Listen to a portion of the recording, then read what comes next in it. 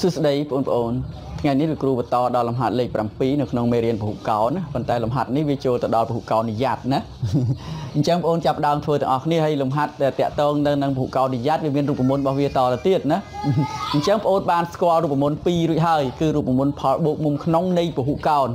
ផលបូកមុំក្នុងនៃពហុកោណមានរូបមន្តយ៉ាងម៉េចផលបូកមុំក្នុងនៃពហុកោណរូបមន្តវាផលបូកមុំក្នុងពហុកោណនេះពហុកោណធម្មតាវានិយ័តទេណាពហុកោណធម្មតាផលបូកមុំក្នុងរបស់វាប៉ុន្តែទោះបីមុំពហុកោណនិយ័តក៏ដោយពហុកោណនិយ័តក៏ដោយពហុកោណមិននិយ័តក៏ដោយផលបូកមុំក្នុងទាំងអស់គឺនៅតែប្រើរូបមន្តនឹងដដែលណាផលបូកមុំក្នុងវាផលបូកមុំក្នុងនៃពហុកោណមានជ្រុង n គឺរូបមន្តវាអូនគឺ n ដក2គុណឲ្យ100ប៉ែតអាហ្នឹងផលបូកមុំក្នុងពហុកោណ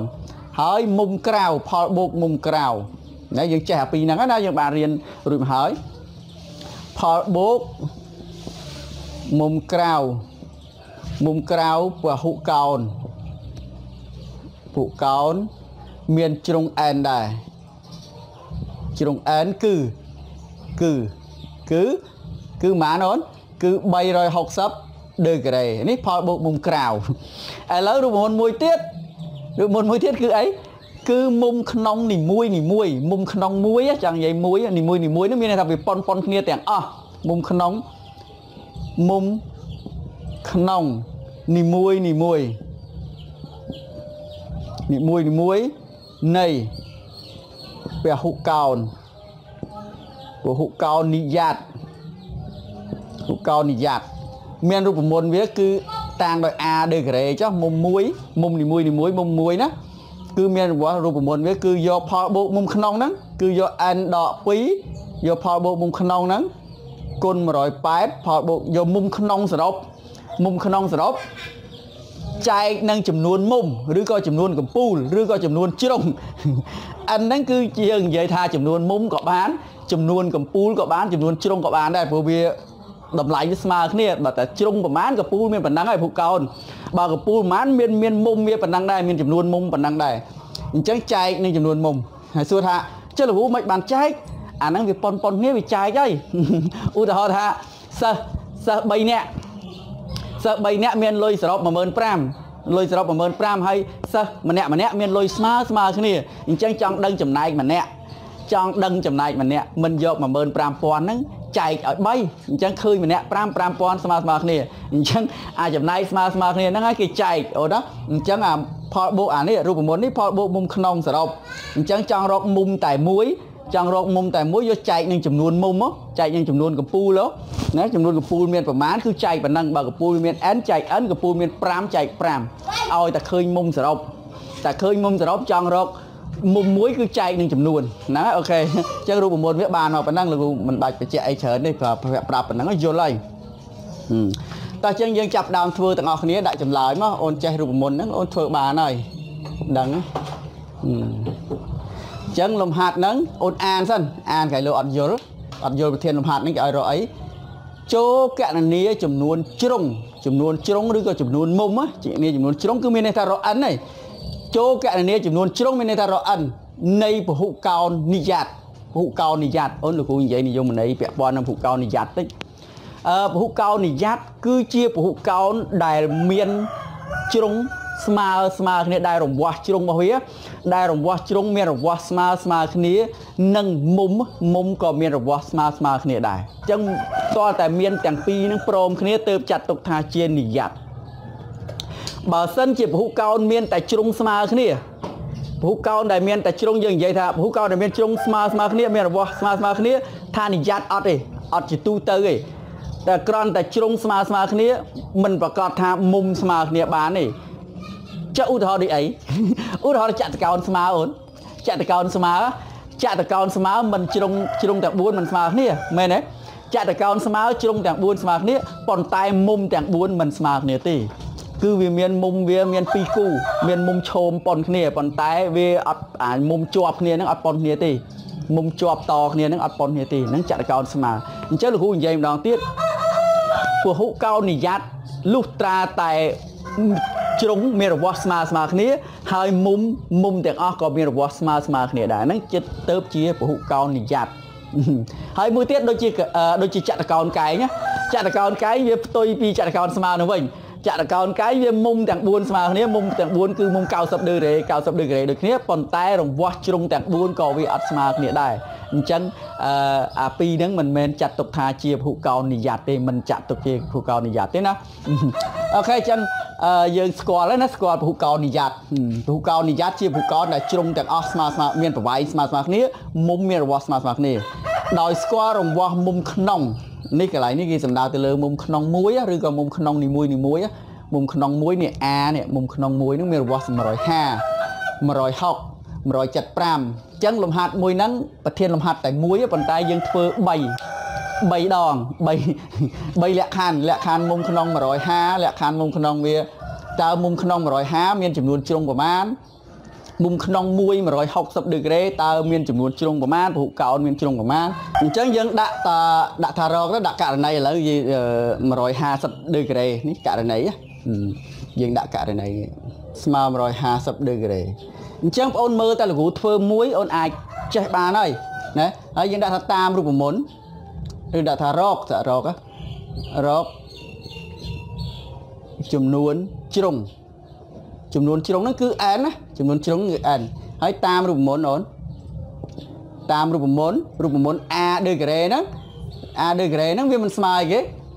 a ដឺក្រេហ្នឹងវាមិនស្មើរូបមន្តវាមិននេះមុំក្នុងផលបូកមុំក្នុងទាំងអស់ n ដក2កតា180ហ្នឹងផលបូកមុំក្នុងទាំងអស់ហើយវាចែកនឹងចំនួនជ្រុងចែកនឹងចំនួនមុំចែកនឹងចំនួនកំពូលមុំក្នុងទាំងអស់ចែកនឹងចំនួនកំពូលដោយលោកគ្រូបានប្រាប់មកហើយមកត្រូវចែកពួកអីមុំនីមួយវាប៉ុនគ្នាអញ្ចឹងគេចែកហើយណាប៉ុន្តែដោយស្គាល់ a ហ្នឹង150អញ្ចឹងដោយដាក់ចេះទៅមុខទៀតណា a ដឺក្រេហ្នឹងវាស្មើនឹង150ដឺក្រេអញ្ចឹងយើងបាន n ដក2កតា180ដឺក្រេហ្នឹងលើ n ស្មើ150ណាដោះស្រាយចូលដល់ដោះស្រាយសមីការអញ្ចឹង n នេះយើងភាគបែងកវត្តមកខាងអង្គទី2មកគុណអូនណា n ភាគបែងកវត្តមកអង្គទី2មកគុណវាទៅជា150 n ណាចំពោះដោះស្រាយហ្នឹងដូចជាមិនអីទេណាហើយ180នេះយើងគុណពលាមកចោគុណពលាមកបាន180 n 180 n ដកអីគេ180គុណ2ដក360ដឺក្រេហើយចាប់ដើមយើងបោះតួមានអញ្ញត្តិអង្គខាងតួអត់អញ្ញត្តិទៅអង្គខាងតួណាដែលបានបដូរអង្គតួនោះត្រូវតែបដូរសញ្ញាណាយើងបដូរកាលណាយើងបោះលើករំលងសញ្ញាស្មើវាដូរសញ្ញាហើយចានេះ180ទុកអង្គទី1ដដែលវាអត់បោះ180 n នេះប៉ុន្តែ150 n នេះលោកគ្រូបោះវាទៅដក150 n ហើយខាងនេះ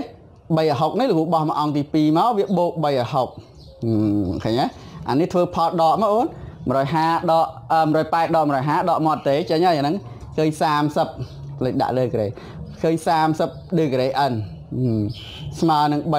360ដឺក្រេអញ្ចឹងទីរក n ឃើញអត់